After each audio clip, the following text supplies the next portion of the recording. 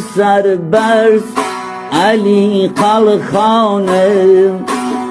سردم لبانه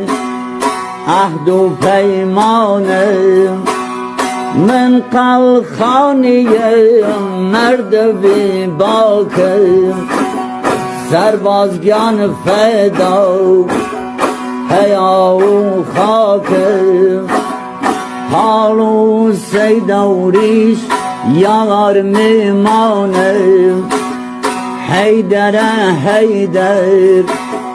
ذکر زوانم دشمن بزانه من زره پوشم خلخان و